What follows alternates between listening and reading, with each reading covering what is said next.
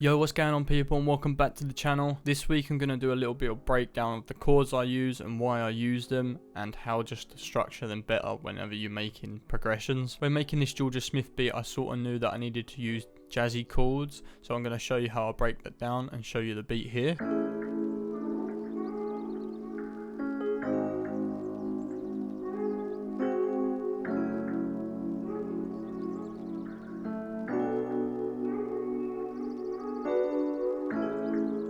If you like the sound of that, you know what to do if you've been here before. Follow my Instagram, that's going to be on the screen. Subscribe and comment down below.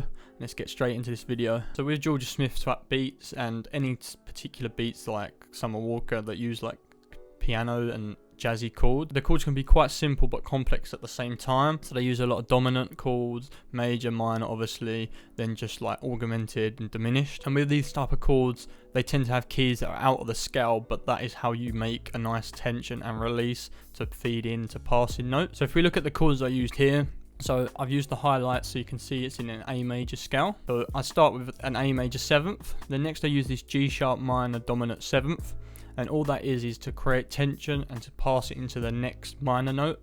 So this would be an F minor, F sharp minor 7th, I'm sorry. And then here you can see I've just used the same chord, but I've just flipped the voice in, so it just gives it a little bit more of like a feel and creates a nice pass into the next chord. And then lastly, I just used a C minor 7th, and then at the end of the next bar, you see there, I've just dropped the A that was normally at the top here. I've just dropped it down to be, just give it to a lower tone, so it just gives it a new flavor and just another pass into the next bar. So when using a dominant chord to make like tension and pass into like another note, they tend to be out of scale. You normally drop the 7th so it become a flat. And if you're not the best at using music theory, just use these helpers at the top. If you want like a dominant 7th, just here and then like that. If you want to use chord extensions to give more higher pitch and just a different tone, then just stay in the original key. So if you're in an A minor or A major, say, just keeping the A major scale, so it'll always be the 9th, 11th and 13th no matter what chord. So I'll play the piano so you can hear it.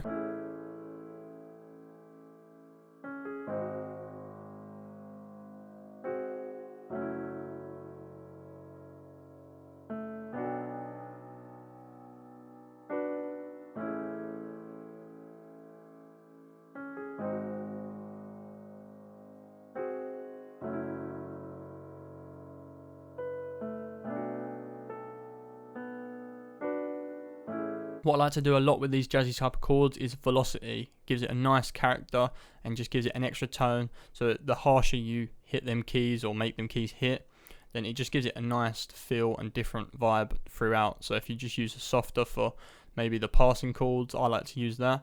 It just gives it a nice more tension and just gives it a nice feeling overall. And then next I just want to give it more character throughout the beat, so I use this Austrian Night EP electric piano, and this was from Analog Lab, I believe.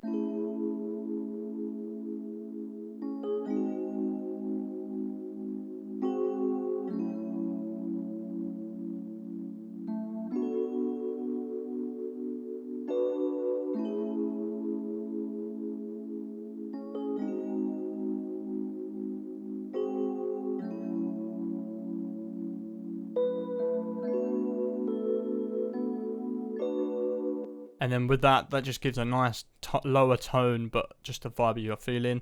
Nice atmosphere to that. Then next I added this pad that just comes out halfway through just to give it a new character and flavour. It just sounds like this.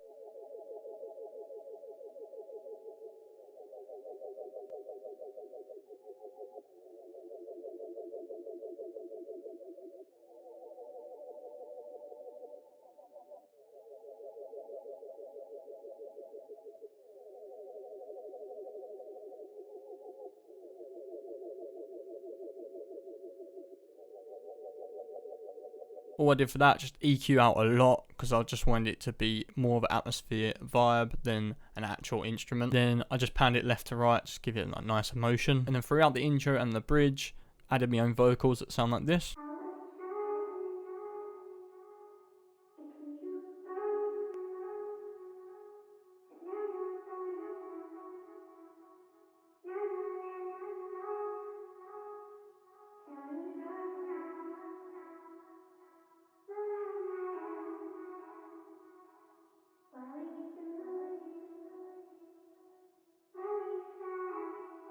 As you can hear, that's my beautiful singing voice. And then I wanted it to be very, very like squashed in reverb. So I use this plate reverb, 100 mix. I just wanted it to be very, very gritty. It's just more than a reverb. I wanted it to like muffle the sound, just to give it a nice texture, and then just give it a little bit more of like a width with the delay. Just give it a nice variation. Then throughout the bridge again, I wanted to give it a nice airy chorusy guitar, just to give that nice moody feel, just fit in perfect with the chord.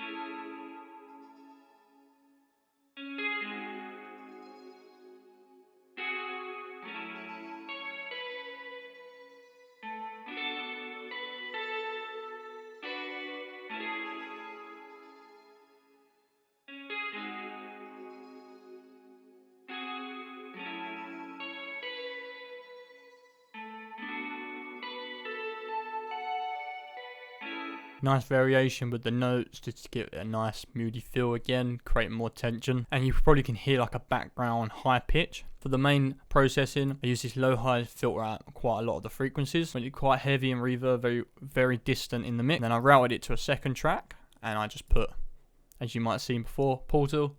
Give it like a glitchy, delayed feeling in the background. And then with that, I like to just EQ out here. So I use this bass guitar that just gives a nice little rhythm, not too complex.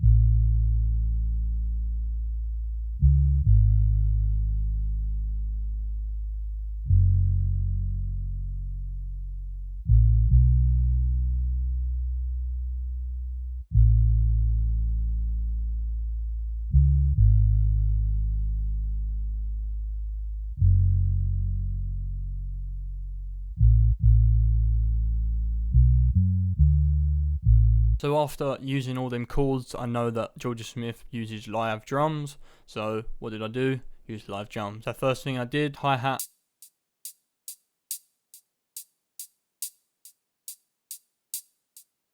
Mess with the velocity to give nice bounce, and it just sounds better with guitar on this sort of chords. Then obviously a snare. And I've layered the snare with a rim, and before each of the first snares comes in each bar, I've just literally put another one and lower velocity, so it's just a nice little bounce, extra bounce.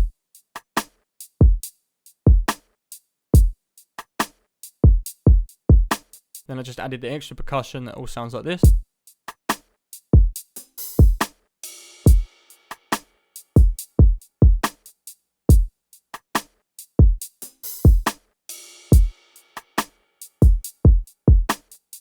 So that was pretty much that for all the drums and the sample, but then I wanted to make a nice feed off the guitar and the chords. So as you can see here, I used a conga, a bong and a tambourine, and it all sounds like this.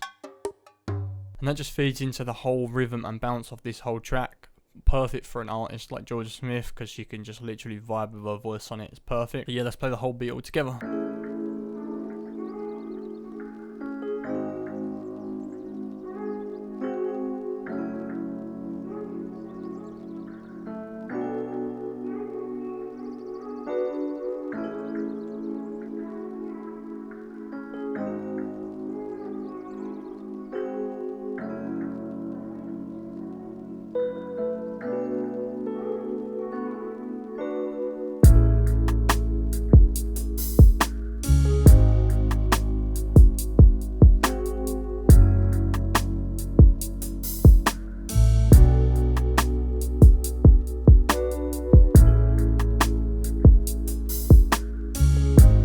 So yeah, if you like this beat and you like the sort of analysis of the chords and how I use them, and just a little insight of how to use them jazzy chords, then please do follow me down below.